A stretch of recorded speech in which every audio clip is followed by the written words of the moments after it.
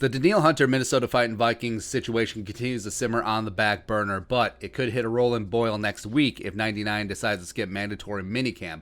Hunter has 3 years remaining on his below-market 5-year $72 million deal. CBS Sports analyst Joel Corry, former NFL agent who also represented John Randle back in the day, weighed in with a great in-depth piece about the situation. He started, Hunter has no one to blame but himself for his dissatisfaction with his contract. He did himself a big disservice in June 2018 by signing a 5-year $72 million extension, averaging $14.4 per year with $40 million in guarantees. When Hunter signed the extension, he had demonstrated an ability to get to the quarterback. Hunter had 19.5 sacks over the previous 2 seasons. Broncos edge rusher Von Miller, who was then the NFL's highest paid quarterback at the time, 6-year deal averaging $19 million per year, had 23.5 sacks during that span. And he mentions in the article that sometimes the best deal is the one that you don't make. Yes, bird in the hand versus 2 in the bush. Sometimes it's 3 in the bush. Sometimes the juice is worth the squeeze. And we said at the time that the Danielle Hunter contract was too team friendly. Like, Rob Brzezinski overdid it, man. And if Joel had been Danielle's agent, he likely would have implored him,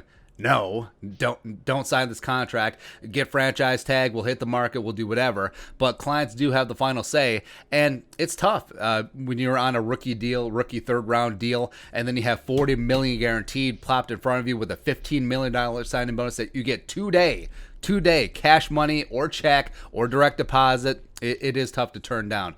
Joel continued, to make matters worse, Hunter compounded his error by signing a lengthy below-market extension as a 23-year-old ascending player. Hunter's contract runs through the 2023 season. He is scheduled to make $12.75 million in each of the remaining 3 years of the deal. Had Hunter done a 3-year extension in the same $14.4 per year neighborhood, his contract mistake would have been minimized. 2021 would have been his contract year. And Joel cited a tweet from Jumpin' Joe Banner, former NFL executive, who said the contract was way too low and way too long, said it at the time. 100%. Why sign a 5-year deal when the guaranteed money runs out in 2 to 3 years? Plus, you're going to get lapped by inflation as other guys get paid. It's like, and then a couple years into the contract, it's no good. So why sign up for those toilet paper years? And I think guys are getting wiser now, because you used to see a lot of 5-6 year deals go down. Now you're seeing 4. Now you're seeing a lot of 3s because players are realizing why cede all that control to the team. And then Joel got into the elephant in the room, which is, of course, the injury. Hunter's circumstances aren't ideal for trying to force Minnesota's hand into a new contract this year. Quite frankly, he doesn't have much leverage after missing all of last season because of an injury, even though he is an elite pass rusher when healthy. Only Cardinals edge rusher Chandler Jones and Donald had more than Hunter's 29 sacks during the 2018-2019 seasons. Players receiving extensions with 3 years remaining is a rarity, and you can't ignore the injury. You just cannot. Broken friggin' neck. If Danielle had 14.5 sacks in 2020 like he did in 2018 and 2019, this would be a very easy peasy lemon squeezy spot. Tear up that contract, do up a new one. But the injury complicates things. And in conclusion, Hunter's eventual saving grace may be the Vikings addressing the gross inequity of wide receiver Adam Thielen's contract 2019.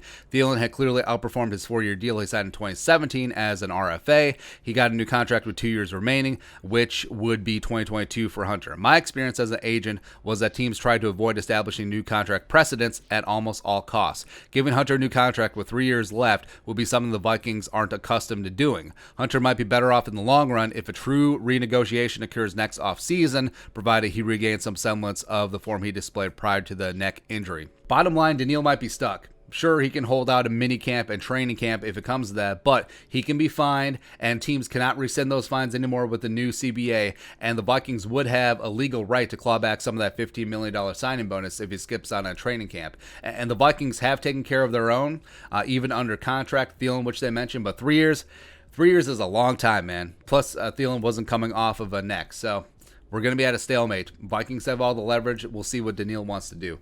But your thoughts? Agent Joel Corry weighs in on Danielle Hunter's contract situation. Let us know in the comment section below. Subscribe for daily Vikings takes. Want to support that work? Post on the Venmo. But until next time, Skol, production value.